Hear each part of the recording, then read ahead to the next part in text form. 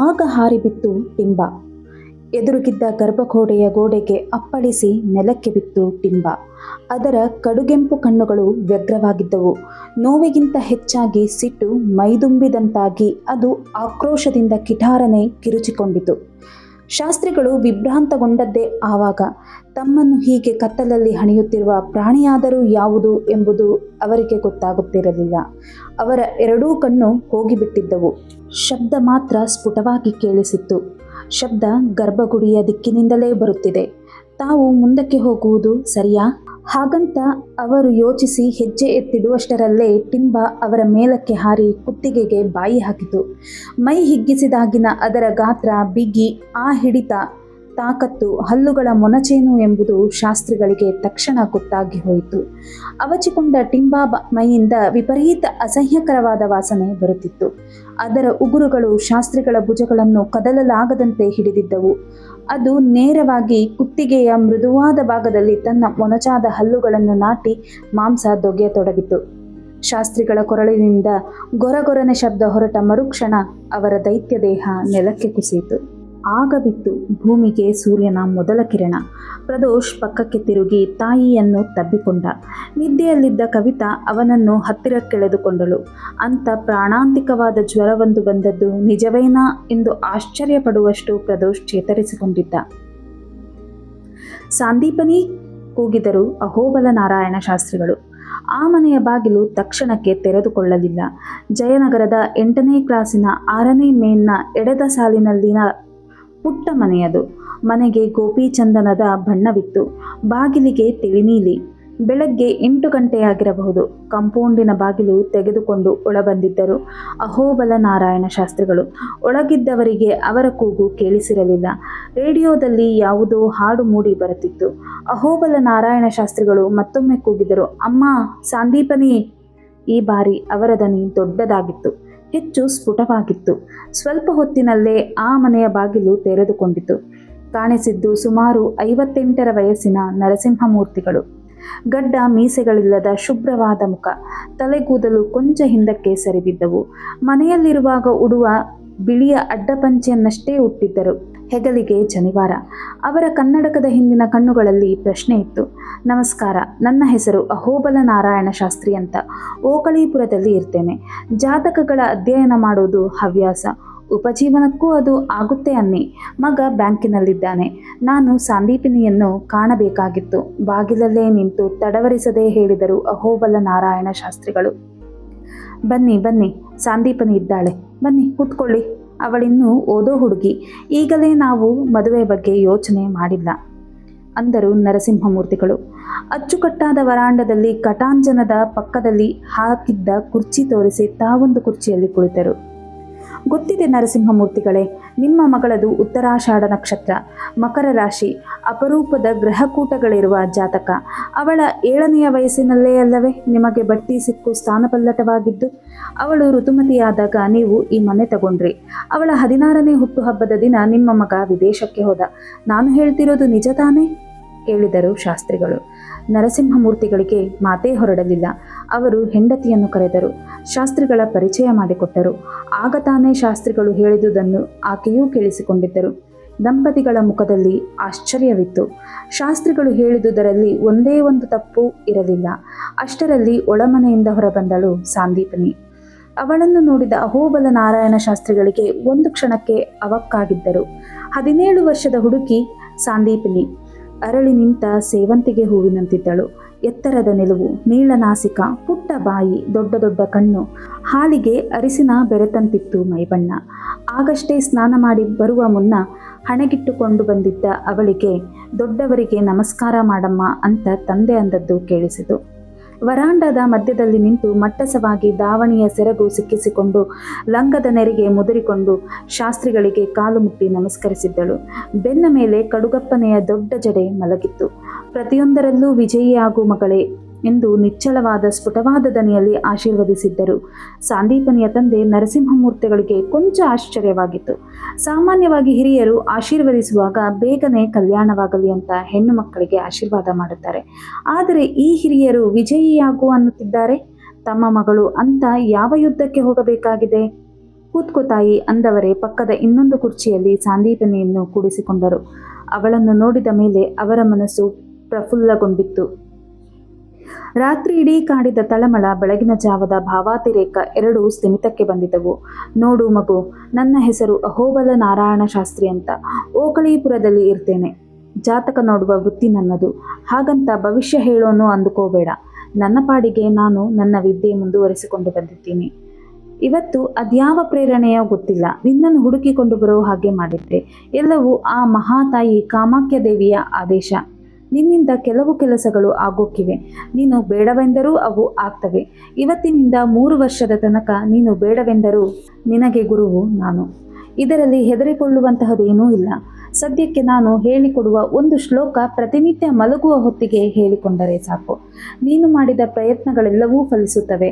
ಆದರೆ ಮಾಡುವ ಪ್ರತಿ ಪ್ರಯತ್ನದಲ್ಲೂ ಶ್ರದ್ಧೆ ಇರಲಿ ಅಂತ ವಿವರಿಸಿದ ಶಾಸ್ತ್ರಿಗಳು ಸಾಂದೀಪನಿಯನ್ನು ಕೈ ಹಿಡಿದು ಒಳಮನೆಗೆ ಕರೆದೊಯ್ದರು. ತುಂಬ ದೊಡ್ಡ ಮನೆಯೇನಲ್ಲ ಅದು. ವರಾಂಡ ದಾಟುತ್ತಿದ್ದಂತೆಯೇ ಒಂದು ಹಾಲ್. ಅದಕ್ಕೆ ಹೊಂದಿಕೊಂಡೇ ನರಸಿಂಹಮೂರ್ತಿ ಮತ್ತು ಅವರ ಪತ್ನಿಯ ಕೋಣೆ. ಅದಕ್ಕೆ ಎದುರಾಗಿರುವುದೇ ಸಾಂದೀಪನಿಯ ಕೋಣೆ. ಪೂರ್ವಾಭಿಮುಖವಾಗಿದೆ. ಒಂದು ಪ್ಯಾಸೇಜ್ ದಾಟಿಕೊಂಡು ಒಳಕ್ಕೆ ಹೋದರೆ ಎಡಕ್ಕೆ ಅಡುಗೆ ಮನೆ, ಬಲಕ್ಕೆ ದೇವರ ಕೋಣೆ. ಇಡೀ ಮನೆ ಶುಭ್ರವಾಗಿತ್ತು. ಮನೆ ದೇವರು ವೆಂಕಟೇಶ್ವರ ಸ್ವಾಮಿ. ಅಲ್ಲಿ ಫೋಟೋ ಇತ್ತು. ಅದರ ಎದುರಿನಲ್ಲಿ ಪೂಜಾ ಸಾಮಗ್ರಿ. ಮಧ್ಯದಲ್ಲಿ ನೀಲಾಂಜನ. ಶಾಸ್ತ್ರಿಗಳು ಕೋಣೆ ಹೊಕ್ಕವರೇ ದೇವರ ಮುಂದೆ ಪದ್ಮಾಸನ ಹಾಕಿಕೊಂಡು ಕುಳಿತರು. ತಮ್ಮೆದುರಿನಲ್ಲೇ ಸಾಂದೀಪನಿಗೆ ಕೂಡುವಂತೆ ಆದೇಶಿಸಿದರು. ಅವರು ತಮ್ಮ ಹೆಗಲಿಗಿದ್ದ ಜೋಳಿಗೆಯಂತಹ ಚೀಲದಿಂದ ಬೆಳ್ಳಿಯ ರೇಖೊಂದನ್ನು ಈಚೆಗೆ ತೆಗೆದದ್ದು ಕಾಣಿಸಿತು. ಅದು ಶ್ರೀಚಕ್ರ. ಅದನ್ನು ದೇವರ ಮುಂದಿನ ಮಂದಾಸನದ ಮೇಲಿಟ್ಟವರೇ ಅದರ ಅಡಿಗೆ ಒಂದು ಕೆಂಪು ವಸ್ತ್ರ ಹರಡಿದರು. ಆಮೇಲಿನದೆಲ್ಲ ಸುಮಾರು 10 ನಿಮಿಷದಲ್ಲಿ ಮುಗಿದು ಹೋಗಿತ್ತು. ತನ್ನ ಜೀವಮಾನದಲ್ಲೇ ಯಾವತ್ತೂ ಕಾಮಾಖ್ಯ ಮಂದಿರದ ಬಗ್ಗೆ ಕೇಳಿರಲಿಲ್ಲ ಸಾಂದೀಪಿನಿ. ಅದೆಲ್ಲಿದೆ ಎಂಬುದು ಅವಳಿಗೆ ಗೊತ್ತಿರಲಿಲ್ಲ. ಬೆಂಗಳೂರಿನಲ್ಲಿ ಆ ಹೆಸರಿನದೊಂದು ಸಿನಿಮಾ ಮಂದಿರವಿರುವುದು ಮಾತ್ರ ಗೊತ್ತಿತ್ತು. ಅಂಥದ್ದರಲ್ಲಿ ಇದ್ಯಾರೋ ವೃದ್ಧರು ಬೆಳಗ್ಗೆ ಬೆಳಗ್ಗೆ ಬಂದು ತನಗೆ ಕಾಮಾಖ್ಯ ಆರಾಧನೆಯ ಬೀಜ ಮಂತ್ರ ಹೇಳಿಕೊಡುತ್ತಿದ್ದಾರೆ. 4 ಸಾಲುಗಳ ಮಂತ್ರ. ಅಕಸ್ಮಾತ್ ಮರೆತು ಹೋದರೆ ಪೆನ್ನು ಪೇಪರು ತಂದು ಬರೆದಿಟ್ಟುಕೊಳ್ಳುತ್ತೇನೆ ಅಂದಳು ಸಾಂದೀಪನಿ. ಹೇಳಿದ್ದನ್ನು ಸರಿಯಾಗಿ ಏಕಾಗ್ರತೆಯಿಂದ ಕೇಳಿಸಿಕೊ ಅಂದ ಶಾಸ್ತ್ರಿಗಳು ಅವಳ ಕಣ್ಣುಗಳನ್ನೇ ದಿಟ್ಟಿಸುತ್ತಾ ಬೀಜ ಮಂತ್ರವನ್ನು ಮತ್ತೆ ಮತ್ತೆ ಹೇಳಿಕೊಟ್ಟಿದ್ದರು. 5 ಸಲ. 5ನೆಯ ಸಲಕ್ಕೆ ಬೀಜ ಮಂತ್ರ ಕಂಠಪಾಠವಾಗಿ ಹೋದಂತಾಯಿತು. ಅದಿಷ್ಟು ನಡೆಯುತ್ತಿದ್ದಾಗ ನರಸಿಂಹಮೂರ್ತಿಗಳು ಮತ್ತು ಅವರ ಹೆಂಡತಿ ದಿಗ್ಮೂಢರಾದಂತೆ ವರಾಂಡದಲ್ಲಿಯೇ ಕುಳಿತಿದ್ದರು. ಆತ ಅಂಚೆ ಇಲಾಖೆಯಲ್ಲಿದ್ದು ಇನ್ನು ಕೆಲವೇ ದಿನಗಳಲ್ಲಿ ನಿವೃತ್ತರಾಗುವವರಿದ್ದರು. ಮಗ ಅಮೆರಿಕದಲ್ಲಿ ಇಂಜಿನಿಯರ್ ಆಗಿದ್ದ. ಸಾಂದೀಪಿನಿಯನ್ನು ಅವರು ಮನೆಯಲ್ಲಿ ಕರೆಯುತ್ತಿದ್ದುದು ದೀಪು ಅಂತ. ವೇದಾಂತ, ವಿದ್ಯೆ, ಸಾಧನೆ ಯಾವುದೂ ಅರಿಯದ ಹುಡುಗಿ ಅವಳು. ಆದರೆ ಓದಿನಲ್ಲಿ ಜಾಣೆ. ಫಸ್ಟ್ ರ್ಯಾಂಕು ಯಾರಿಗೂ ಬಿಟ್ಟುಕೊಟ್ಟವಳಲ್ಲ. ನೃತ್ಯ ಅವಳಿಗೆ ಒಲೆದಿತ್ತು. ಮಾತು ಕೊಂಚ ಕಡಿಮೆಯೇ. ಆದರೆ ಯಾವುದನ್ನೂ ಪ್ರಶ್ನಿಸದೆ ಒಪ್ಪಿಕೊಳ್ಳುವ ಸ್ವಭಾವವಲ್ಲ. ಇವತ್ತು ಮಾತ್ರ ಅವಳು ಶಾಸ್ತ್ರಿಗಳ ಅಧೀನದಲ್ಲಿದ್ದವಳಂತೆ ವರ್ತಿಸುತ್ತಿದ್ದಾಳೆ. ಅಷ್ಟಾದ ಮೇಲೆ ಶಾಸ್ತ್ರಿಗಳು ಆ ಮನೆಯಲ್ಲಿ ಯಾರೊಂದಿಗೂ ಮಾತನಾಡಲಿಲ್ಲ. ಒಮ್ಮೆ ನರಸಿಂಹಮೂರ್ತಿಗಳತ್ತ ನಮಸ್ಕಾರ ಎಂಬಂತೆ ನೋಡಿದವರೇ ಆ ಮನೆಯಿಂದ ಹೊರಬಿದ್ದರು. ಅವರು ಕಣ್ಮರೆಯಾಗುವ ತನಕ ಮನೆಯ 3 ಮಂದಿ ಬಾಗಿಲಲ್ಲಿ ನಿಂತು ಶಾಸ್ತ್ರಿಗಳನ್ನೇ ನೋಡುತ್ತಿದ್ದರು. ದೇವರ ಕೋಣೆಯಲ್ಲಿ ಉರಿಯುವ ದೀಪದ ಮುಂದೆ ಕುಂಕುಮ ಪೂಜೆ ಮಾಡಿದ ಬೆಳ್ಳಿಯ ಶ್ರೀಚಕ್ರ. ಅವಳ ಮನಸ್ಸಿನಲ್ಲಿ ಹೊರಳುತ್ತಿದ್ದುದು ಅದೇ ದಿವ್ಯ ಮಂತ್ರ. ಹಾಗೆ ಅಹೋಬಲ ನಾರಾಯಣ ಶಾಸ್ತ್ರಿಗಳು ಸಾಂದೀಪನಿಯ ಮನೆಯಿಂದ ಹೊರಬಿದ್ದ ಹೊತ್ತಿನಲ್ಲೇ ಹೈದರಾಬಾದ್ ಏರ್ಪೋರ್ಟಿನಿಂದ ವಿಮಾನವೊಂದು ಬೆಂಗಳೂರಿನ ದಿಕ್ಕಿಗೆ ಹಾರಿತ್ತು. ಹರಿಬಾಬು, ರಘುರಾಮಯ್ಯ ಏನೇ ಹೇಳಿದರೂ ಕವಿತಾ ಕೇಳಲು ಸಿದ್ಧಳಿರಲಿಲ್ಲ. ಹಿಂದಿನ ದಿನವಷ್ಟೇ ಪ್ರದೋಷ್ ಚೇತರಿಸಿಕೊಂಡು ಎದ್ದು ಕುಳಿತಿದ್ದ. ಆದರೂ ಕವಿತಾಗೆ ಅವಸರ. ವಿನಾಕಾರಣ ಪ್ರದೋಷ್ಗೆ ಜ್ವರ ಬಂದಿದ್ದು, ಅದು ಎಂಥ ಜ್ವರವೆಂಬುದು ನಿಷ್ಣಾತ ವೈದ್ಯರಿಗೇ ಗೊತ್ತಾಗದೆ ಹೋದದ್ದು. ಹರಿಬಾಬುವಿನ ತಾಯಿ ಪಾಮುಲಪಾಡು ಸೀತಮ್ಮ ಅದೆಲ್ಲಿಂದಲೋ ಒಂದು ಮಂತ್ರಿಸಿದ ತಗಡು ತಂದು ಮಗುವಿನ ಬೆನ್ನಿನ ಅಡಿಯಲ್ಲಿಟ್ಟದ್ದು. ಎಕ್ಸ್ರೇಗೆ ಒಯ್ಯುವಾಗ ತಾನು ಅದನ್ನು ತೆಗೆದು ಬಿಸಾಡಿದ್ದು. ಆಮೇಲೆ ಅದ್ಯಾರೋ ಬಾಲಾಂಜನೇಯ ಶಾಸ್ತ್ರಿ ಎಂಬಾತ ಬಂದು ಹಗಲು ರಾತ್ರಿ ಏಕ ಮಾಡಿ ಮಗುವಿನೊಂದಿಗೆ ಆಸ್ಪತ್ರೆಯಲ್ಲಿ ಉಳಿದದ್ದು. ಆಮೇಲೆ ಪ್ರದೋಷ್ ಚೇತರಿಸಿಕೊಂಡದ್ದು. ಒಂದೂ ಕವಿತಾಗೆ ಸರಿ ಹೋಗಿರಲಿಲ್ಲ. ಅವಳಿಗೆ ಹೈದರಾಬಾದಿನಿಂದ ಹೊರಬಿದ್ದರೆ ಸಾಕೆನ್ನಿಸಿತ್ತು. ಬೆಂಗಳೂರಿನ ತನ್ನ ಮನೆ ಸೇರಿಕೊಂಡರೆ ಸರಿ ಹೋಗುತ್ತದೆ. ಜೊತೆಯಲ್ಲಿ ಹರಿಬಾಬು ಇರುತ್ತಾನೆ. ಬೇಕಾದರೆ ಮಾವಯ್ಯ ನೀವೂ ಬನ್ನಿ ಅಂದಿದ್ದಳು ಕವಿತಾ. ರಘುರಾಮಯ್ಯನವರಿಗಾದರೂ ಮೊಮ್ಮಗನನ್ನು ಬಿಟ್ಟಿರಲು ಸಾಧ್ಯವಿರಲಿಲ್ಲ. ಅವರೂ ಬೆಂಗಳೂರಿಗೆ ಹೊರಟಿದ್ದರು. ಹಾಗೆ ಹೊರಟ ಯಾರೂ ಕೂಡ ಪಾಮುಲಪಾಡು ಸೀತಮ್ಮನಿಗೆ ಒಂದೇ ಒಂದು ಮಾತು ಹೋಗಿ ಬರುತ್ತೇನೆಂದು ಹೇಳಿರಲಿಲ್ಲ. ಆಕೆ ತನ್ನ ಕೋಣೆಯಲ್ಲಿ ನಿಸ್ಸಹಾಯಕಳಾಗಿ ಕುಳಿತೇ ಇದ್ದಳು. ಸಾಂದೀಪಿನಿಗೆ ಕಾಮಾಖ್ಯ ಆರಾಧನೆಯ ಬೀಜಮಂತ್ರ ಬೋಧಿತವಾಗುತ್ತಿದ್ದ ಹಾಗೆಯೇ ವಾರಣಾಸಿಯ ಸ್ಮಶಾನ ಘಟ್ಟದ ಕಲ್ಲು ಚಪ್ಪಡಿಯ ಮೇಲೆ ಮಲಗಿದ್ದ ಆಕೃತಿಯೊಂದು ಪಕ್ಕನೆ ಮಿಟುಕಿಬಿತ್ತು. ಅಲ್ಲಿ ಮಲಗಿದ್ದ ಆಕೃತಿ ಎದ್ದು ಓಡಾಡಿದುದನ್ನು ಸ್ಮಶಾನ ಘಟ್ಟದವರ್ಯಾರೂ ನೋಡಿರಲಿಲ್ಲ. ಯಾವಾಗಲೂ ಸರಹೊತ್ತಿನಲ್ಲಿ ಬಂದು ಮಲಗಿಬಿಟ್ಟಿರಬೇಕು. ಮೈತುಂಬ ಕಂಬಳಿ ಹೊದ್ದಿತ್ತಾದ್ದರಿಂದ ಅದು ಗಂಡೋ ಹೆಣ್ಣೋ ಗೊತ್ತಾಗುತ್ತಿರಲಿಲ್ಲ. ವಾರಣಾಸಿಯಲ್ಲಿ ಸ್ನಾನಘಟ್ಟಗಳು 100 ಇವೆ. ಅದೇ ಗಂಗಾ ನದಿ ಪ್ರಶಾಂತವಾಗಿ ಹರಿಯುತ್ತಾ ಹೋಗುವ ಜೀವವಾಹಿನಿ. ಅದರ ಹೆಗಲ ಮೇಲೆಯೇ ಇದೆ ವಾರಣಾಸಿ. ಅದನ್ನು ಕಾಶಿನಗರಿ ಅನ್ನುತ್ತಾರೆ. ಎಷ್ಟು 100 ವರ್ಷಗಳ ಇತಿಹಾಸವಿದೆಯೋ ಅದಕ್ಕೆ. ವಾರಣಾಸಿಯ ಮುಂಜಾವು ಚೆಂದ, ಅವಧ ನಗರಿಯ ಸಂಜೆಗಳು ಚೆಂದ ಎಂಬ ಮಾತೇ ಇದೆ. ಬೆಳಗಿನ ಜಾವಕ್ಕೆದ್ದು ಹೊರಟು ಬಿಟ್ಟರೆ ಮುಖ್ಯ ಬೀದಿಯಿಂದ ಗಂಗೆಯ ಕಡೆಗೆ ನುಗ್ಗುವ ಅನೇಕ ಪುಟ್ಟ ಪುಟ್ಟ ಗಲ್ಲಿಗಳು, ಅವುಗಳ ಟೊಂಕ ಹಿಡಿದು ಎದ್ದು ನಿಂತ ಪುರಾತನ ಹವೇಲಿಗಳ ಕಿಟಕಿಗಳಿಂದ ಬೆಳಗಿನ ಜಾವಗಳಲ್ಲಿ ಇವತ್ತಿಗೂ ಶಾಸ್ತ್ರೀಯ ಸಂಗೀತ ಕೇಳಿಸುತ್ತದೆ. ಶ್ರುತಿ ಮಾಡಿದ ತಂಬೂರಿ, ಝೇಂಕರಿಸುವ ಸಿತಾರ್, ಜಲ್ಲೆಂಬ ಗೆಜ್ಜೆ ಸುಮ್ಮನೆ ಕೇಳಿಸಿಕೊಳ್ಳುತ್ತಾ ಅಸಂಖ್ಯ ತಿರುವುಗಳ ಆ ಗಲ್ಲಿಗಳಲ್ಲಿ ಹೆಜ್ಜೆ ಹಾಕಿದರೆ ಎಲ್ಲೋ ಒಂದು ಕಡೆ ಗಕ್ಕನೆ ಹೆಜ್ಜೆ ನಿಂತು ಹೋಗಿ ಇಳಿಯುವ ಮೆಟ್ಟಿಲು. ಎಣಿಸಿದವರ್ಯಾರು? 50, 60, 70 ಮೆಟ್ಟಿಲಿಳಿದರೆ ಅಲ್ಲಿ ತೊಯ್ಯುತ್ತದೆ ಪಾದ. ಗಂಗೆಯ ತಂಪು ನೀರಿನಲ್ಲಿ ತೊಯ್ದ ಅಂಗಾಲಿಗೆ ಸ್ವರ್ಗ ತೃಪ್ತಿ. ಮೊದಲಿಗೆ ಅದು ಹರಿಯುತ್ತಿರುವ ನೀರು ಅಂತ ಅನ್ನಿಸುವುದೇ ಇಲ್ಲ. 4 ಹೆಜ್ಜೆ ಮುಂದಕ್ಕೆ ಹಾಕಿ ಮೊಳಕಾಲು ತೋಯಿಸಿಕೊಂಡಾಗ ಆಗ ಅನುಭವಕ್ಕೆ ಬರುತ್ತದೆ ಸೆಳವು. ಗಂಗೆ ಸದ್ದೇ ಇಲ್ಲದಂತೆ ಸೆಳೆಯುತ್ತಾಳೆ. 2 ಹೆಜ್ಜೆ ಹಾಕಿದರೆ ತೊಡೆಗಳಲ್ಲಿ ನಡುಗು. ಹಾಗೆ ನೀರಿನಲ್ಲಿ ಕುಕ್ಕರಿಸಿದ ಹಾಗೆ ಕುಳಿತರೆ ಅದೇ ಮುಳುಗು, ನಿಮಜ್ಜನಂ. ಮೊದಲ ರಾತ್ರಿ ವಾರಣಾಸಿ ರೈಲು ನಿಲ್ದಾಣಕ್ಕೆ ಬಂದಿಳಿದ ಅವಳನ್ನು ಯಾರೂ ಗಮನಿಸಿರಲಿಲ್ಲ. ಅವಳು ಕಡುಗಪ್ಪು ಸೀರೆ ಉಟ್ಟಿದ್ದಳು. ಹೆಗಲಿಗೆ ಎಂಥದೋ ಭಾರದ ಗಂಟು, ಹಣೆಗೆ ಕಾಸಿನಗಲದ ಕಪ್ಪು ಕುಂಕುಮವಿಟ್ಟಿದ್ದಳು. ಬೆಳ್ಳನೆಯ ಕಾಲುಗಳಿಗೆ ಚಪ್ಪಲಿ ಇಲ್ಲ. ಬಾಯಲ್ಲಿ ತುಂಬಿಕೊಂಡಿದ್ದ ತಂಬಾಕಿನ ರಸವನ್ನು ಆಗಷ್ಟೇ ಇಳಿದ ಬೋಗಿಯ ಅಡಿಗಿದ್ದ ಹಳಿಯ ಮೇಲಕ್ಕೆ ತುಪ್ಪಿದ್ದಳು. ವಯಸ್ಸು 40 ಇರಬಹುದು. ಹಣೆಯ ಕುಂಕುಮದಷ್ಟೇ ಅಗಲ ಕಣ್ಣುಗಳು. ಮೂಗಿಗೆ ನತ್ತು ಹಾಕಿದ್ದಳು. ತನ್ನ ನೀಳವಾದ ಕೇಶರಾಶಿಯನ್ನು ಸುಮ್ಮನೆ ಹಾಗೆ ತಿರುಗು ಕಟ್ಟಿ ಅದಕ್ಕೊಂದು ಕಾಡು ಕಡ್ಡಿ ಸಿಕ್ಕಿಸಿದ್ದಳು. ಅವಳ ಮಾಂಸಲವಾದ ಬೆಳ್ಳನೆಯ ತೋಳುಗಳನ್ನು ಕಪ್ಪಗಿನ ಕುಪ್ಪುಸ ಹಿಡಿದಿಟ್ಟಿತ್ತು. ಸರಿಯಾದ ಬೆಳಕಿನಲ್ಲಿ ಅವಳನ್ನು ಹತ್ತಿರದಿಂದ ನೋಡಿದಿದ್ದರೆ ಅವಳು ಆಕರ್ಷಕವಾಗಿಯೇ ಕಾಣುತ್ತಿದ್ದಳೇನೋ. ಅವಳ ಹೆಸರು ಜೋಗೇಶ್ವರಿ. ಬಲವಂತವಾಗಿ ನಿಲ್ಲಿಸಿ 2 ಬಾರಿ ಟಿಕೆಟು ಕೇಳಿದರೆ ಕಣ್ಣುಗಳಿಂದ ಕೆಂಡ ಉಗುಳಿ ಬಿಡುತ್ತಾಳೇನೋ ಅನ್ನಿಸಿ ವಾರಣಾಸಿ ರೈಲ್ವೆ ನಿಲ್ದಾಣದ ಟಿಕೆಟ್ ಕಲೆಕ್ಟರ್ ಅವಳನ್ನು ಸುಮ್ಮನೆ ಹೊರ ಹೋಗಲು ಬಿಟ್ಟಿದ್ದ. ವಾರಣಾಸಿಯೇ ಅಂತಹುದು. ಅದು ಈಶ್ವರ ನಗರಿ. ಅಲ್ಲಿಗೆ ಸಾಧುಗಳೂ ಬರುತ್ತಾರೆ, ಸಂತರೂ ಬರುತ್ತಾರೆ. ಬರುವವರು ಸಾವಿರಾರು ಜನ. ಅವರ ಮಧ್ಯೆ ಕಳ್ಳರು ಯಾರೋ, ಯಾರಲ್ಲಿ ಯಾವ ಶಕ್ತಿಯೋ. ವಾರಣಾಸಿ ನಿಲ್ದಾಣದ ಟಿಕೆಟ್ ಕಲೆಕ್ಟರ್ಗಳು ಸಾಮಾನ್ಯವಾಗಿ ಅವರ ಕೋಚಿಗೆ ಹೋಗುತ್ತಿರಲಿಲ್ಲ. ಟಿಕೆಟು ಇಲ್ಲ ಅಂದರೆ ಸಾಕು, ಅಷ್ಟಕ್ಕೆ ಸುಮ್ಮನಾಗಿ ಬಿಡುತ್ತಿದ್ದರು. ಆದರೆ ತನ್ನನ್ನು ಹಾಯ್ದು ರೈಲು ನಿಲ್ದಾಣದ ಮುಖ್ಯ ದ್ವಾರದಿಂದ ಮುಂದಕ್ಕೆ ಹೋಗುತ್ತಿದ್ದ ಜೋಗೇಶ್ವರಿಯ ಕಾಲುಗಳನ್ನು ಆ ಟಿಕೆಟ್ ಕಲೆಕ್ಟರ್ ಗಮನಿಸಿದ್ದ. ಅವುಗಳಿಗೆ ಹೆಬ್ಬೆಟ್ಟಿನ ಗಾತ್ರದ ಬೆಳ್ಳಿಯ ಕಡಗಗಳಿದ್ದವು, ತೋಡಾಗಳು. ಈ ಹೆಂಗಸನ್ನು ವಾರಣಾಸಿಯ ಕಳ್ಳರು ಕೊಂದು ಹಾಕಿಯಾದರೂ ಅವುಗಳನ್ನು ದೋಚಿಕೊಂಡು ಬಿಡುತ್ತಾರೆ ಅಂದುಕೊಂಡ ಟಿಕೆಟ್ ಕಲೆಕ್ಟರ್. ಅವನು ಹಾಗೇಕೆ ಅಂದುಕೊಂಡ ಅಂದರೆ ಆಕೆ ಯಾರೆಂಬುದು ಅವನಿಗೆ ಗೊತ್ತಿರಲಿಲ್ಲ. ಆಕೆ ಜೋಗೇಶ್ವರಿ. ಕಲ್ಕತ್ತಾದಿಂದ ಬಂದು ರೈಲ್ ಇಳಿದವಳಿಗೆ ವಾರಣಾಸಿ ಹೊಸ ಊರು ಅಂತಾಗಲಿ, ಬಂದಿಳಿದಿರುವುದು ಅಪರಾತ್ರಿಯ ಹೊತ್ತು ಎಂಬುದಾಗಲಿ, ತಾನು ಒಬ್ಬಂಟಿ ಹೆಂಗಸು ಅನ್ನುವುದಾಗಲಿ, ಮೈಮೇಲೆ ಒಡವೆಗಳಿವೆ ಎಂಬುದಾಗಲಿ, ತನ್ನಲ್ಲಿನ್ನೂ ಅಷ್ಟಿಷ್ಟು ತಾರುಣ್ಯ ಉಳಿದಿದೆ ಎಂಬುದಾಗಲಿ ಅರಿವಿಗೆ ಬಂದಿರಲಿಲ್ಲ.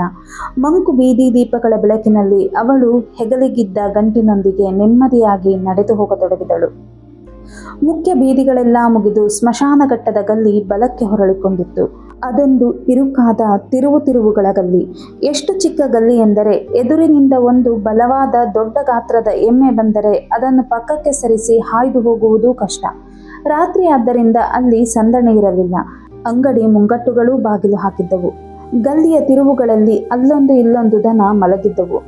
ಸ್ಮಶಾನ ಘಟ್ಟ ಹತ್ತಿರಾಗುತ್ತಿದ್ದಂತೆಯೇ ಜೋಗೇಶ್ವರಿಯ ಮೂಗಿಗೆ ಹೆಣ ಸುಟ್ಟ ವಾಸನೆ ಅಡರಿತ್ತು. ಒಂದು ಸಲ ಹೊಳ್ಳೆ ಹಿಗ್ಗಿಸಿ ಬಲವಾಗಿ ಉಸಿರೆಳೆದುಕೊಂಡಳು. 24 ವರ್ಷಗಳ ಹಿಂದಿನ ಯಾವುದೋ ನೆನಪೊಂದು ಜೋಗೇಶ್ವರಿಯ ಮಿದುಳ ಬಳ್ಳಿಯಲ್ಲಿ ಕದಲಿದಂತಾಯಿತು. ಅವಳು ಸ್ಮಶಾನ ಘಟ್ಟದ ಮೆಟ್ಟಿಲಿಗೆ ಕಾಲು ಹಚ್ಚುವ ಮುನ್ನ ಎಡಕ್ಕೆ ಮೆಟ್ಟಿಲ ಕೊಂಬೆಯ ಮೇಲಿದ್ದಂತಿದ್ದ ಪುಟ್ಟ ದೇವಳದೊಳಕ್ಕೆ ಬಗ್ಗಿ ನಡೆದಳು. ಅದು ಸಂಶಾನನಾಥನ ಗುಡಿ. ಗುಡಿ ಎಂಬುದಕ್ಕಿಂತ ಅದೊಂದು ಗದ್ದುಗೆ.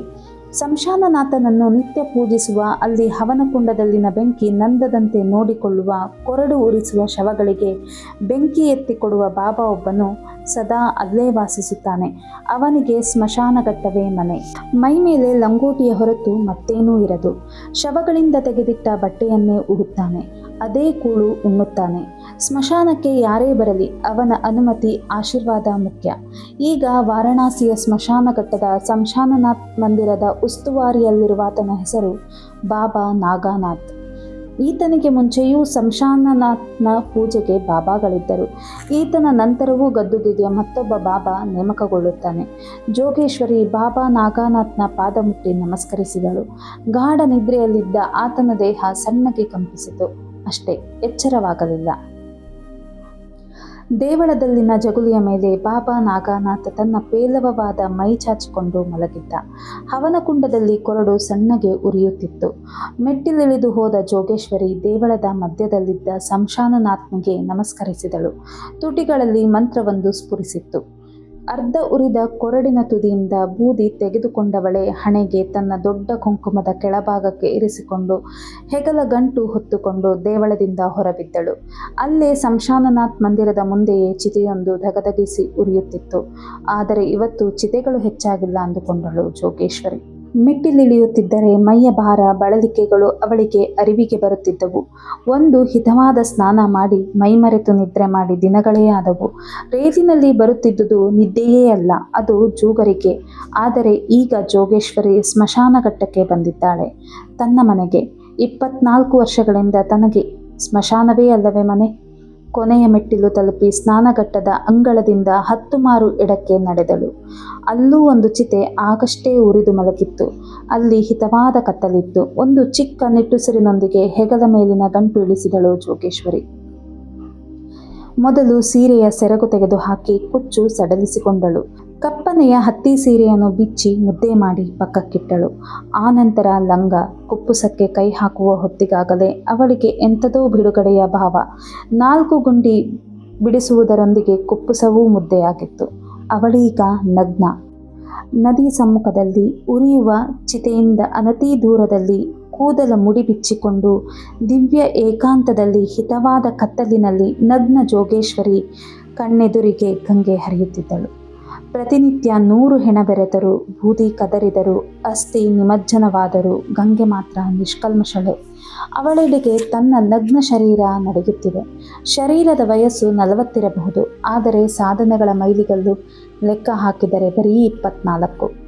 24ರಲ್ಲೇ ಅಲ್ಲವೇ ನಿಜವಾದ ಹೋರಾಟ ಆರಂಭವಾಗಲಿರುವುದು. ಹಾಗಂತ ಗುರುಗಳು ಹೇಳಿದ್ದರು. ಅಂತಹುದೊಂದು ವ್ಯಗ್ರ ಹೋರಾಟಕ್ಕೆ ಈ ನಗ್ನ ಸ್ನಾನವೊಂದು ಪೂರ್ವ ಸಿದ್ಧತೆ. ಬಾಬಾ ವಲ್ಲಭನಾಥರು ಹೇಳಿದ್ದು ಸುಳ್ಳಾಗುವುದಿಲ್ಲ. ಸುಳ್ಳಾಗುವುದನ್ನು ಅವರು ಹೇಳುವುದಿಲ್ಲ. ಆದರೆ ಎಂತೆಂತಹುದನ್ನೋ ಸುಳ್ಳು ಮಾಡಿರುವವಳು ತಾನು. ಗಂಗೆಯೊಳಕ್ಕೆ ಪ್ರವೇಶಿಸುತ್ತಿದ್ದಂತೆಯೇ ಜೋಗೇಶ್ವರಿಯ ಪಾದ ಚುಳ್ಳೆಂದವು. ನೀರು ಕೊರೆಯುತ್ತಿದ್ದವು.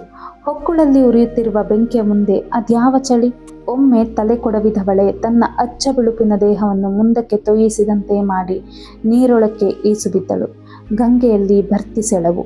ಬಾಬಾ ವಲ್ಲಭರು ಉಪದೇಶಿಸಿದ ಬೀಜ ಮಂತ್ರ ನೆನಪಾಯಿತು. ಬಿರುಸಾಗಿ ಹರಿಯುವ ನೀರಿನಲ್ಲಿ ಘಕ್ಕನೆ ನಿಂತು ನೆಲಕ್ಕೆ ಕಾಲೂರಿದವಳೆ ಮಂತ್ರ ಪಠಿಸಿದಳು. ಹೊಕ್ಕುಳಲ್ಲಿ ಏನೋ ಕದಲಿದಂತಾಯಿತು. ಜೋಗೇಶ್ವರಿಯ ಮುಖದಲ್ಲಿ ಮಂದಹಾಸ. ಅವಳು ಮುಟ್ಟಾಗುತ್ತಿದ್ದಾಳೆ. ಕಿಬ್ಬೊಟ್ಟೆಯೊಳಗಿನ ಮೊಟ್ಟೆ ಒಡೆದುಕೊಂಡು ಬೆಚ್ಚನೆಯ ರಕ್ತವಾಗಿ ತೊಡೆಗಳ ಮಧ್ಯದಿಂದ ಇಳಿದು ನೀರಿನಲ್ಲಿ ಬೆರೆತು ಹೋಗುತ್ತಿದೆ. ಕುತ್ತಿಗೆಯಾಳದ ನೀರಿನಲ್ಲಿ ನಿಂತ ಜೋಗೇಶ್ವರಿ ಒಮ್ಮೆ 2 ಕೈಗಳನ್ನು ಆಕಾಶದೆಡೆಗೆ ಎತ್ತಿ ದೊಡ್ಡ ದನಿಯಲ್ಲಿ ವಲ್ಲಭ ಎಂದು ಅರಚಿದಳು. ಋತುಸ್ರಾವದ ಮೊದಲ ಹಂತ ಮುಗಿದಿತ್ತು. ಸ್ನಾನ ಮುಗಿಸಿ ನದಿಯಿಂದ ಹೊರಬಂದವಳು ಆರಿದ ಚಿತೆಯೊಂದರಿಂದ ಹಿಡಿಬೂದಿ ಎತ್ತಿಕೊಂಡು ಭಾಂಗಿತವಾಗಿ ಇಡೀ ದೇಹಕ್ಕೆ ಹಚ್ಚಿಕೊಂಡಳು. ಆನಂತರ ಉಡುಪು ಧರಿಸಿ ಮತ್ತೊಂದು ಚಿತೆಯತ್ತ ನಡೆದಳು. ಬೂದಿ ತೆಗೆದು ನೊಸಲಿಗಿಟ್ಟುಕೊಂಡಳು. ಅಲ್ಲೇ ಕಲ್ಲು ಬಂಡೆಯೊಂದರ ಮೇಲೆ ಶವವನ್ನು ತಂದವರು ಕುಪ್ಪೆಯಾಗಿ ಇಟ್ಟು ಹೋದ ಅನ್ನವಿತ್ತು. ಅಲ್ಲೇ ಕುಳಿತು ಒಂದೇ ಒಂದು ಅಗುಳೂ ಉಳಿಸದೆ ಅದೆಲ್ಲವನ್ನು ತಿಂದು ಹರಿಯುವ ನದಿಯಿಂದ ಬೊಗಸೆಯಲ್ಲಿ ನೀರೆತ್ತಿಕೊಂಡು ಕುಡಿದಳು.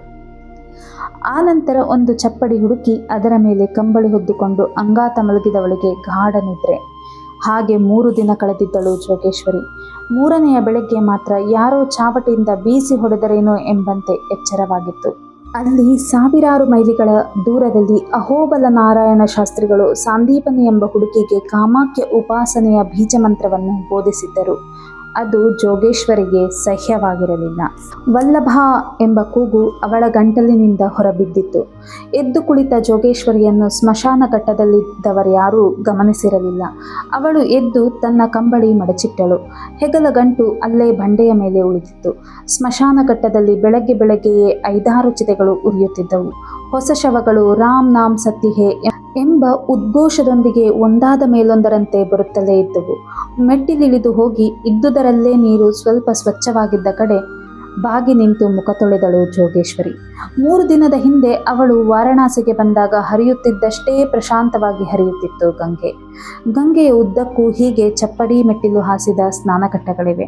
ಅಲ್ಲಿ ತುಂಬ ಸಂದಣಿ ಇರುವುದಿಲ್ಲ. ಕಾಶಿ ವಿಶ್ವೇಶ್ವರನ ದರ್ಶನಕ್ಕೆಂದು ಬಂದವರು ದೇವಸ್ಥಾನಕ್ಕೆ ಹೋಗುವ ಮುನ್ನ ಗಂಗೆಯಲ್ಲಿ ಮಿಂದು ಹೋಗುತ್ತಾರೆ. ಅಂಥದ್ದೇ ಒಂದು ಸ್ನಾನಘಟ್ಟದ ಮೇಲೆ ಅವನಿದ್ದಾನೆ ಲಾಲಿಬಾಬಾ. ಅವನ ನೆನಪಾದ ಕೂಡಲೇ ಜೋಗೇಶ್ವರಿಯ ಮುಖದಲ್ಲಿ ಒಂದು ಚಿಕ್ಕ ನಗೆ ಅರಳಿ ಮರೆಯಾಯಿತು. ಲಾಲಿಬಾಬಾಗೆ ರಕಾರ ಬರುವುದಿಲ್ಲ. ಎತ್ತರಕ್ಕೆ ತೆಳ್ಳಗಿದ್ದಾನೆ. ಕಣ್ಣಿಗೆ ಕನ್ನಡಕ.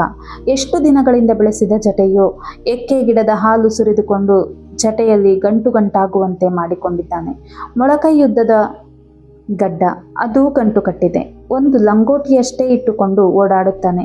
ಸ್ನಾನಘಟ್ಟದ ನೆತ್ತಿಯ ಮೇಲೆ ಸುಮಾರು 30 ಮೆಟ್ಟಿಲು ಹತ್ತಿ ಹೋದರೆ ಎಡಕ್ಕೆ ವರಚ್ಚಾಗಿ ಅವನ ಆಶ್ರಮವಿದೆ. ಲಾಲಿಬಾಬಾ ಆಶ್ರಮ್. ಎಷ್ಟು ಅವನಿಗೆ? ಹೆಚ್ಚು ಕಡಿಮೆ ತನ್ನದೇ ವಯಸ್ಸಿನವನಿರಬೇಕು. ವಲ್ಲಭ ಗುರುಗಳು ಯಾವಾಗಲೂ ಬೈಯುತ್ತಿದ್ದರು, ಲಾಲಿ, ನೀನು ಕಾಮನೆಗಳನ್ನು ನಿಗ್ರಹಿಸಿಕೊಳ್ಳದೆ ಹೋದರೆ ಈ ದಾರಿ ಬಿಟ್ಟು ಬಿಡು. ಇಲ್ಲಿ ಹಠಸಾಧನೆಯಾಗಬೇಕೆಂದರೆ ಮನಸ್ಸು ಆಸೆಗಳನ್ನು ಕಳೆದುಕೊಳ್ಳಬೇಕು ಅನ್ನುತ್ತಿದ್ದರು. ಆದರೆ ಲಾಲಿಬಾಬಾ ಜೋಗೇಶ್ವರಿಯನ್ನು ಕಂಡ ದಿನದಿಂದಲೇ ಕರ್ಪೂರ ಉರಿದಂತೆ ಉರಿಯತೊಡಗಿದ್ದ. ಹಾಗಂತ ಅವನೇನೂ ಸಾಧನೆಯ ಪ್ರಪಂಚಕ್ಕೆ ಹೊಸಬನೇನಲ್ಲ. ತೀರಾ ಶವಸಾಧನೆಯ ಮಟ್ಟಕ್ಕೆ ಹೋಗಿರಲಿಲ್ಲವಾದರೂ ಸ್ಮಶಾನ ಪೂಜೆಗಳಿಗೆ ವಲ್ಲಭರ ಜೊತೆಗೆ ಬರುವ ಮಟ್ಟಕ್ಕೆ ಬೆಳೆದಿದ್ದ. ಎಲ್ಲೋ ಬಿಹಾರದ ಕಡೆಯವನಂತೆ. ವಾರಣಾಸಿಯ ಬನಾರಸ್ ಹಿಂದೂ ಯೂನಿವರ್ಸಿಟಿಯಲ್ಲಿ MA ಮಾಡಲು ಬಂದವನು. ಅದೇನಾಯಿತೋ ಗೊತ್ತಿಲ್ಲ. ಹಠಸಾಧನೆಯ ಗೀಳಿಗೆ ಬಿದ್ದು ಬಿಟ್ಟಿದ್ದ. ಜೋಗೇಶ್ವರಿ ಅವನನ್ನು ನೋಡಿದ ದಿನಗಳಲ್ಲಿ ಲಾಲಿಬಾಬಾಗೆ ಈ ಪರಿ ಜಟಾಜೂಟವಿರಲಿಲ್ಲ. ಇನ್ನೂ ಕನ್ನಡಕ ಬಂದಿರಲಿಲ್ಲ. ಕಣ್ಣುಗಳಲ್ಲಿ ಕಾಂಕ್ಷೆ ನಿಗಿನಿಗಿಸುತ್ತಿತ್ತು. 2-3 ಸಲ ಜೋಗೇಶ್ವರಿಯನ್ನು ಮಾತನಾಡಿಸುವ ಪ್ರಯತ್ನ ಮಾಡಿದ್ದ. ಆದರೆ ಜೋಗೇಶ್ವರಿ ಅವತ್ತಿಗೆ ಮಾತು ನಿಲ್ಲಿಸಿ 42 ದಿನಗಳಾಗಿದ್ದವು. ಅವಳದು ಕಾಷ್ಟ ಮೌನ. ಅದು ಹೆದರಿಕೆ ಹುಟ್ಟಿಸುವಂತಹ ಮೌನ. ಉಳಿದವರ ಮಾತು ಹಾಗಿರಲಿ, ಗುರುಗಳಾದ ವಲ್ಲಭರೇ ಅವಳನ್ನು ಮಾತಿಗೆಳೆಯಲು ಹೋಗುತ್ತಿರಲಿಲ್ಲ. ಆದರೆ ಲಾಲಿಬಾಬಾ ಬೇರೆ ಯಾರೂ ಮಾಡದಂಥ ತಪ್ಪೊಂದನ್ನು ಮಾಡಿಬಿಟ್ಟಿದ್ದ. ಅದು ಧ್ಯಾನ ಪ್ರವೇಶ. ಅದಕ್ಕೆ ಧ್ಯಾನ ಪ್ರವೇಶ ಅನ್ನುತ್ತಾರೆ. ಅದು ಕೂಡ ಒಂದು ಸಾಧನೆಯೇ. ಸಾಮಾನ್ಯವಾಗಿ ಯಾವ ಗುರುವು ತನ್ನ ಶಿಷ್ಯನಿಗೆ ಅದನ್ನು ಹೇಳಿಕೊಡುವುದಿಲ್ಲ. ಆದರೆ ಲಾಲಿಬಾಬಾ ಹರಿದ್ವಾರದ ಕಡೆಗೆ ಹೋಗಿ ಯಾವನೋ ಕ್ಷುದ್ರ ಗುರುವಿನಿಂದ ಆ ವಿದ್ಯೆ ಕಲಿತು ಬಂದುಬಿಟ್ಟಿದ್ದ. ಅವರು ಯಾರೇ ಆಗಿರಲಿ, ಯಾವುದೇ ವಿಷಯದ ಬಗ್ಗೆ ಗಮನ ನೆಟ್ಟು ಕುಳಿತಿರಲಿ, ಅದನ್ನು ಕೆಡಿಸಿ ಚದುರಿಸಿ ಬಿಡಬಹುದು. ಹುಡುಗಿಯೊಬ್ಬಳು ಏನನ್ನೋ ಧ್ಯಾನಿಸುತ್ತಾ ಕುಳಿತಿದ್ದರೆ ಅವಳ ಧ್ಯಾನದೊಳಕ್ಕೆ ಪ್ರವೇಶಿಸಿ ಬಿಡಬಹುದು. ಸಾಧಕರ ಪ್ರಪಂಚದಲ್ಲಿ ಇನ್ನೊಬ್ಬರ ಏಳಿಗೆಯನ್ನು ಸಹಿಸಲಾಗದವರು ಈ ವಿದ್ಯೆ ಪ್ರಯೋಗಿಸುತ್ತಾರೆ. ಕಲಿತು ಬಂದ ಹೊಸತರಲ್ಲಿ ಲಾಲಿಬಾಬಾ ಇದನ್ನು ವಾರಣಾಸಿಯ ಪ್ರೊಫೆಸರ್ ಒಬ್ಬರ ಮಗಳ ಮೇಲೆ ಪ್ರಯೋಗಿಸಿದ್ದ. ಮೇಘನಾ ಆ ಹುಡುಗಿಯ ಹೆಸರು. ನೋಡಲಿಕ್ಕೆ ತುಂಬ ಮುದ್ದಾಗಿದ್ದಳು. ಸಂಸ್ಕೃತ ಓದುತ್ತಿದ್ದಳು. ಅವಳಿಗೆ ಹಠಸಾಧಕಿಯಾಗುವ ಉದ್ದೇಶವೇನಿರಲಿಲ್ಲ. ಸೌಮ್ಯ ಮನಸ್ಸಿನ ಗುರುವೊಬ್ಬರ ಬಳಿಗೆ ಹೋಗಿ ಬೀಜಮಂತ್ರ ಪಡೆದು ಬಂದಿದ್ದಳು. ಪ್ರತಿನಿತ್ಯ ಮಲಗುವ ಮುನ್ನ ಮುಚ್ಚಿದ ಕಣ್ಣುಗಳ ಮುಂದೆ ಗುರುವಿನ ಮೃದುವಾದ ಪಾದಗಳನ್ನು ಕಲ್ಪಿಸಿಕೊಂಡು ಆ ಬೀಜಮಂತ್ರವನ್ನು ಹೇಳಿಕೊಳ್ಳುತ್ತಾ ಧ್ಯಾನ ಮಾಡುವುದು ಅಷ್ಟೇ. ಧ್ಯಾನ ಮಾಡಿದಂತೆಲ್ಲ ಮನಸ್ಸಿನ ಏಕಾಗ್ರತೆ ಜಾಸ್ತಿಯಾಗುತ್ತಿತ್ತು.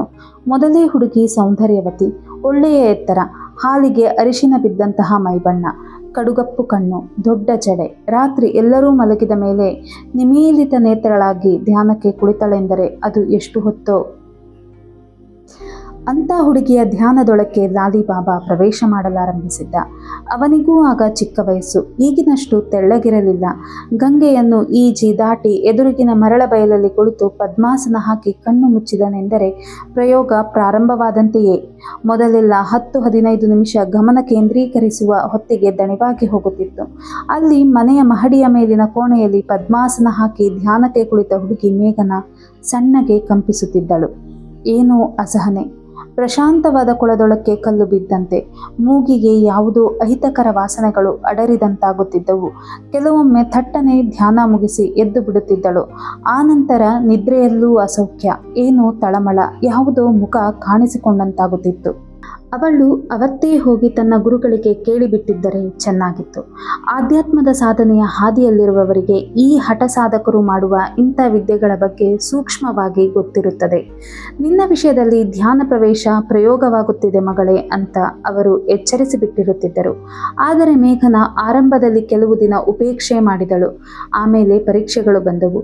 ಗುರುಗಳಿಂದ ಬೀಜಮಂತ್ರ ಪಡೆದು ಬಂದು ಧ್ಯಾನ ಮಾಡತೊಡಗಿದಾಗಿನಿಂದ ಅವಳಿಗೆ ಪ್ರತಿ ಪರೀಕ್ಷೆಯಲ್ಲೂ ಗೆಲುವೇ ಆಗಿತ್ತು.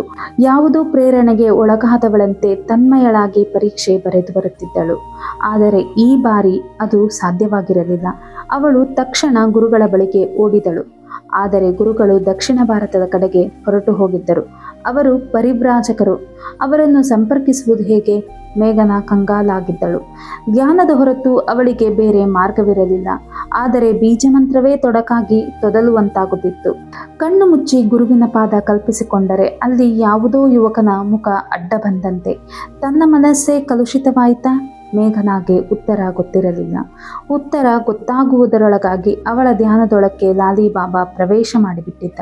ಹಾಗೆ ಧ್ಯಾನ ಪ್ರವೇಶವಾದ ಮೇಲೆ ಅವಳು ಅವಳಾಗಿ ಉಳಿಯಲಿಲ್ಲ. ಮನೆಯಲ್ಲಿ ನಿಲ್ಲಲು ಮನಸ್ಸಾಗುತ್ತಿರಲಿಲ್ಲ. ಯಾರೊಂದಿಗೂ ಮಾತು ಬೇಡ. ತನಗೆ ಅತ್ಯಂತ ಆತ್ಮೀಯರಾಗಿದ್ದ ತನ್ನ ತಂದೆಯೊಂದಿಗೇ ಮಾತು ಬಿಟ್ಟುಬಿಟ್ಟಿದ್ದಳು. ಹಗಲು ಹೊಳೆದರೆ ಸಾಕು, ಗಂಗಾ ನದಿಯ ಸ್ನಾನಗಟ್ಟೆಗಳಿಗೆ ಹೋಗಿ ಸುಮ್ಮನೆ ಕುಳಿತು ಬಿಡುತ್ತಿದ್ದಳು. ಅಲ್ಲೂ ಅವಳಿಗೆ ಧ್ಯಾನ ಮಾಡಲು ಆಗುತ್ತಿರಲಿಲ್ಲ. ಅದೇ ಯುವಕನ ಮುಖ ಕಣ್ಣೆದುರಿಗೆ ಬರುತ್ತಿತ್ತು. ಜೀವನದಲ್ಲಿ ಯಾವತ್ತೂ ನೋಡದ, ಭೇಟಿ ಮಾಡದ, ಮಾತನಾಡದ ಈ ಮುಖ ಯಾರದು? ಯಾಕೆ ತನ್ನನ್ನು ಹೀಗೆ ಕಾಡುತ್ತಿದೆ? ಮೇಘನಾಳ ಪ್ರಶ್ನೆಗೆ ಉತ್ತರವಿರಲಿಲ್ಲ. ಉತ್ತರವಾಗಿ ಸಿಕ್ಕಿದ್ದು ಅದೇ ಮುಖ. ಅವತ್ತು ಸೂರ್ಯಾಸ್ತಮಾನವಾಗಿತ್ತು. ಗಂಗೆಯ ದಡದ ಮೇಲೆ ಕಾರ್ತೀಕ ದೀಪೋತ್ಸವ. ಸಾವಿರಾರು ಜನ ಸೇರಿದ್ದರು. ದೊನ್ನೆಗಳಲ್ಲಿ ಪುಟ್ಟ ಪುಟ್ಟ ಪ್ರಣತಿಗಳನ್ನಿಟ್ಟು ನೀರಿನಲ್ಲಿ ತೇಲಿಬಿಡುತ್ತಿದ್ದರು. ಪುಟ್ಟ ಪುಟ್ಟ ತೆಪ್ಪಗಳು ದೀಪ ಹೊತ್ತು ಹರಿದು ಹೋಗುತ್ತಿದ್ದವು. ಎಲ್ಲಿದ್ದರೂ ಸಾಯಂಕಾಲ ಸೂರ್ಯ ಮುಳುಗುವ ಹೊತ್ತಿಗೆ ಮನೆಗೆ ಬಂದು ಬಿಡುತ್ತಿದ್ದ ಮಗಳ ಬಗ್ಗೆ ಅವಳ ತಂದೆ ತುಂಬ ತಲೆಕೆಡಿಸಿಕೊಂಡಿರಲಿಲ್ಲ. ಆದರೆ ಮಗಳ ಕಳವಳ, ಅವಳ ವರ್ತನೆಯಲ್ಲಿನ ಬದಲಾವಣೆ ಅವರನ್ನು ಚಿಂತೆಗೀಡು ಮಾಡಿತ್ತು. ಅವತ್ತು ಮಾತ್ರ ಸಂಜೆ ಸತ್ತು ಇರುಳು ಕಣ್ತೆರೆದರೂ ಮಗಳು ಮನೆಗೆ ಹಿಂತಿರುಗಿರಲಿಲ್ಲ. ಅವಳು ತೇಲುವ ತೆಪ್ಪದ ದೀಪಗಳನ್ನೇ ನೋಡುತ್ತಾ ಸ್ನಾನಘಟ್ಟವೊಂದರ ಮುಂದಿನ ವಿಶಾಲವಾದ ಕಟ್ಟೆಯ ಮೇಲೆ ಅತ್ತಿಂದಿತ್ತ ಓಡಾಡುತ್ತಿದ್ದಳು. ಮುಖ ಪ್ರಶಾಂತವಾಗಿತ್ತಾದರೂ ಮನಸ್ಸಿನಲ್ಲಿ ಯಾವುದೋ ಅಸಹನೆ. ಅಪರಿಚಿತ ಜನ ಅದೇ ಸ್ನಾನಘಟ್ಟದ ಮೇಲೆ ಸಾವಿರ ಸಂಖ್ಯೆಯಲ್ಲಿ ಓಡಾಡುತ್ತಿದ್ದರು. ಅವಳಿಗೆ ಯಾರ ಬಗ್ಗೆಯೂ ಆಸಕ್ತಿ ಇಲ್ಲ, ಯಾರೆಡೆಗೂ ಗಮನವಿಲ್ಲ. ಆದರೆ ಇದ್ದಕ್ಕಿದ್ದ ಹಾಗೆ ಒಂದು ದನಿ ಅವಳ ಚೂಡಿಯ ಪಲ್ಲು ಹಿಡಿದು ನಿಲ್ಲಿಸಿದಂತೆ ಕೇಳಿತು. ಮೇಘನಾ! ಪಕ್ಕನೆ ತಿರುಗಿ ನೋಡಿದಳು ಮೇಘನಾ. ಅವಳ ಕಣ್ಣುಗಳಲ್ಲಿ ಒಮ್ಮೆಲೆ 1000 ದೀಪ ಬೆಳಗಿದಂತಾದವು. ಅದೇ ಮುಖ, ತಾನು ಜನ್ಮ ಜನ್ಮಾಂತರಗಳಿಂದ ಅರಿಸುತ್ತಿರುವ ಅದೇ ಮುಖ, ತನ್ನ ಧ್ಯಾನದ ಪರಿಧಿಗೆ ಬಂದು ಬಿಟ್ಟು ಬಿಡದೆ ಕಾಡುವ ಮುಖ, ಬೀಜಮಂತ್ರ ಕೂಡ ಮರೆತು ಹೋಗುವಂತೆ ಮಾಡಿದ ಯುವಕನ ಮುಖ. ಆತನೇ ಈಗ ಎದುರಿಗೆ ನಿಂತಿದ್ದಾನೆ. ಹೊಳೆಯುವ ಕಣ್ಣು, ಒತ್ತಾಗಿ ಬೆಳೆದ ಗಡ್ಡ, ಉಟ್ಟ ಕಾವಿ ಪಂಚೆಯ ಮೇಲೆ ಕಾವಿ ನಿಲುವಂಗಿ, ಕೊರಳಲ್ಲಿ ರುದ್ರಾಕ್ಷಿ ಮಾಲೆ, ತಲೆಗೆ ಮಟ್ಟಸವಾಗಿ ಕೇಶಬಂಧ ಕಟ್ಟಿಕೊಂಡಿದ್ದ. ಆತ ಸಾವಿರಾರು ಜನರ ಮಧ್ಯೆಯೇ ತನ್ನಲ್ಲಿಗೆ ಬಂದು ಇನ್ನೊಂದು ಬಾರಿ ಆಪ್ತ ದನಿಯಲ್ಲಿ ಮೇಘನಾ ಅಂದ.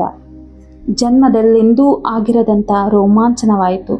ನಿಧಾನವಾಗಿ ಸಮೀಪಿಸಿ ಹೆಗಲ ಮೇಲೆ ಕೈ ಹಾಕಿದ. ಮೇಘನಾ ತರಗೆಲೆಯಂತೆ ನಡುಗಿ ಹೋದಳು. ಅವನ ಬೆರಳುಗಳು ಮಾಂಸಲವಾಗಿದ್ದ ಅವಳ ತುಂಬ ಭುಜವನ್ನು ಗಟ್ಟಿಯಾಗಿ ಹಿಡಿದಿದ್ದವು. ಇವನು ಎಷ್ಟು ಜನ್ಮಗಳಿಂದ ಬೆನ್ನತ್ತಿದ ಮಾಂತ್ರಿಕ? ಯೋಚಿಸುವ ಶಕ್ತಿಯನ್ನೇ ಕಳೆದುಕೊಂಡಂತಿದ್ದಳು ಮೇಘನಾ. ಅವನು ಸುಮ್ಮನೆ ಅವಳ ಭುಜ ಹಿಡಿದು ನಡೆಸತೊಡಗಿದ. ಅವರು ಒಟ್ಟಾಗಿ ಕೆಲವು ಮೆಟ್ಟಿಲುಗಳನ್ನಿಳಿದರು. ಗಂಗೆ ಪಾದಕ್ಕೆ ಬಂದಿತ್ತು. ಲಾಲಿಬಾಬಾ ಇಶಾರೆ ಮಾಡಿ ದೋಣಿಯವನೊಬ್ಬನನ್ನು ಹತ್ತಿರಕ್ಕೆ ಕರೆದ. ಎಲ್ಲಿಗೆ? ಮೇಘನಾ ಕೇಳಲಿಲ್ಲ. ಗಂಗೆಯ ಆಚೆಗೆ. ಲಾಲಿಬಾಬಾ ದೋಣಿಯವನಿಗೆ ಆದೇಶಿಸಿದ್ದ. ಜನರು ಬಿಟ್ಟ ತೇಲು ದೊನ್ನೆಗಳ ಪುಟ್ಟ ದೀಪಗಳ ಬೆಳಕಿನಲ್ಲಿ ಅವರಿಬ್ಬರೂ ಕುಳಿತ ದೋಣಿ ಗಂಗೆಯನ್ನು ದಾಟತೊಡಗಿತು. ಮೇಘನಾಳ ಹೆಗಲ ಮೇಲೆ ಅವನು ಕೈ ಹಾಕಿಯೇ ಇದ್ದ. ಹತ್ತಿರಕ್ಕೆಳೆದು ಕೂಡಿಸಿಕೊಂಡ. ಒಂದು ಕೈಯಲ್ಲಿ ಅಪ್ಪಿ ಹಿಡಿದು ಇನ್ನೊಂದು ಕೈಯಿಂದ ಅವಳ ಮುಂಗುರುಳು ನೇವರಿಸಿದ. ನದಿಯನ್ನು ಅರ್ಧ ದಾಟುವುದರೊಳಗಾಗಿ ಅವನ ಮೈ ಬಿಸಿಯಾಗಿ ಹೋಗಿತ್ತು. ಅವನೇನು ಕಡಿಮೆ ನಿಗ್ರಹದವನಲ್ಲ. ಸಾಧನೆಯ ಹಾದಿಯಲ್ಲಿ 8 ವರ್ಷ ನಡೆದವನು. ಕಠೋರ ಬ್ರಹ್ಮಚರ್ಯವನ್ನು ಪಾಲಿಸಿದವನು. ಪ್ರತಿ ಸಲ ಮನಸ್ಸು ಜಾರಿದಾಗಲೂ ಅದನ್ನು ಹಿಡಿತಕ್ಕೆ ತಂದುಕೊಂಡ ಕಠೋರಿ. ಆದರೆ ಅವತ್ತು ಮಾತ್ರ ಮೈ ಮನಸ್ಸುಗಳು ಉದ್ರಿಕ್ತವಾಗಿದ್ದವು. ಅವನು ಸಣ್ಣಗೆ ಬೆವರತೊಡಗಿದ್ದ. ಮೇಘನಾಗೆ ಮಾತ್ರ ಯಾವುದರದೂ ಪರಿವೇ ಇಲ್ಲ. ಅವಳ ಮನಸ್ಸು ಎಲ್ಲೋ ತೇಲುತ್ತಿತ್ತು. ಇದೊಂದು ಕ್ಷಣಕ್ಕಾಗಿ ತಾನು ಕಾಯುತ್ತಿದ್ದಳೇನೋ. ಆ ಧ್ಯಾನ, ಏಕಾಗ್ರತೆ, ಮೌನ, ಸ್ಥಿರತೆ, ಕಳವಳ, ಚಡಪಡಿಕೆ ಎಲ್ಲವೂ ಈ ಅಪರಿಚಿತ ಗೆಳೆಯನಿಗಾಗಿಯೇ ಏನೋ ತನ್ನ ಬದುಕಿನ ಸಾರ್ಥಕ್ಯದ ಗಳಿಗೆ ಆಸನ್ನವಾಯಿತೇನೋ ಎಂಬಂತೆ ಕುಳಿತಿದ್ದಳು. ಮೇಘನಾಗೆ ಏನಾಯಿತು? ಸಾಂದೀಪನಿಯನ್ನು ಅಹೋಬಲ ನಾರಾಯಣ ಶಾಸ್ತ್ರಿಗಳು ಯಾವುದಕ್ಕಾಗಿ ಆರಿಸಿದ್ದರು ತಿಳಿದುಕೊಳ್ಳುವುದಕ್ಕಾಗಿ ಮುಂದಿನ ಸಂಚಿಕೆಯನ್ನು ತಪ್ಪದೇ ಕೇಳಿ. ಹಾಗೂ ಈ ಚಾನಲನ್ನು ಸಬ್ಸ್ಕ್ರೈಬ್ ಮಾಡುವುದನ್ನು ಮರೆಯಬೇಡಿ. ಧನ್ಯವಾದಗಳು.